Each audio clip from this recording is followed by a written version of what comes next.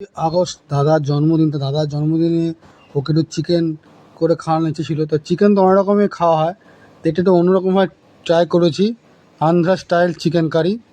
সেই জন্য এখানে হলুদ, নুন, ধনে গুঁড়ো, লঙ্কা গুঁড়ো, সর্ষের তেল দিয়ে মাংসটাকে ভালো করে ম্যারিনেশন করে রাখছি। দিয়েছি টক দই, এবার টক দই দিয়ে ভালো করে এটাকে মাংসটাকে ম্যারিনেশন করে রাখবো। তাও আপনি যদি হোল নাইট ম্যারিনেশন রাখতে পারেন তাহলে ভালো হয়, কিন্তু আমি বেশিক্ষণ তো রাখিনি, 1-2 ঘন্টা রেখে তারপর এটা মাংসটাকে রান্নায় লাগিয়েছিলাম। দেখুন এরকম করে আপনি ফ্রিজে রেখে দেবেন।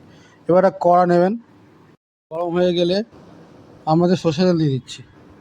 গরম হয়ে গেলে আমি তেল দিয়ে দিচ্ছি, ঠিক আছে।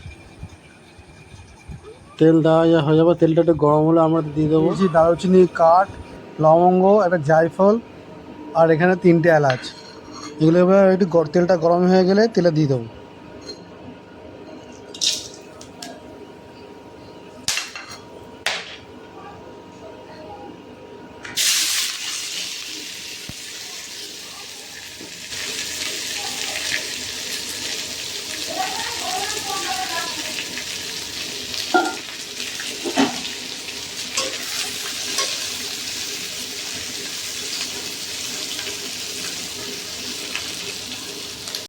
তো হালকা লাল লাল একটু হয়ে গেলে এর মধ্যে আমার দিচ্ছে আদা রসুনের পেস্ট।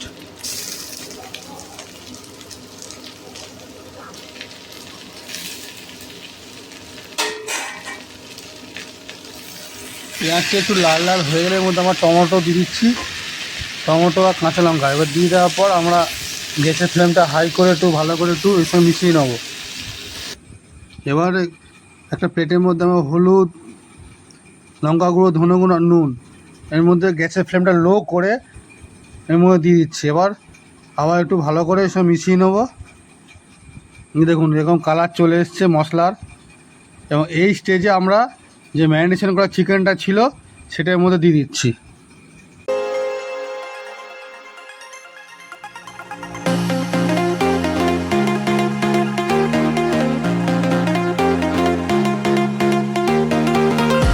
ভালো করে মাংসটা করে নিতে হবে, তারপরে মাংসটা ভালো করে কষি কষি রান্না করতে হবে। এখানে বেশি আমার জল খুব বেশি করবো না, জল ছাড়া করেছি। ভেজে রাখা যে আলুগুলো আছে এই আলুগুলো একা একা দিয়ে দেবো, খুব বেশি একটা আলু দেবো না, 5-6টা আলু দেবো, কারণ বেশি আলু দিলে মাংস আর পরে খুঁজে পাওয়া যায় না, সেই জন্যে আলুর পরিমাণটা একটু কমই দিচ্ছি।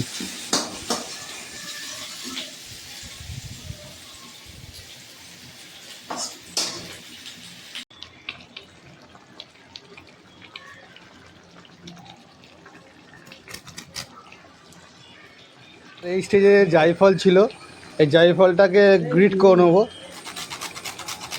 তাহলে রান্নার টেস্ট আরও বেড়ে যাবে।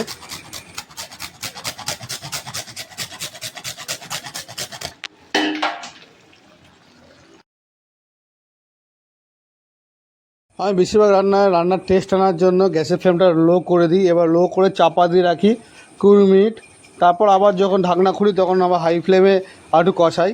দেখুন কি সুন্দর ন্যাচারাল একটা জুস বেরিয়ে এসছে। এরপর দিয়ে আমরা দক্ষিণী স্টাইলের ন্যায় আমি কারি পাতা ছড়িয়ে দিচ্ছি। আমাদের বাড়িতে কারি পাতা গাছ আছে। সিজনিংটা কমে নেবো।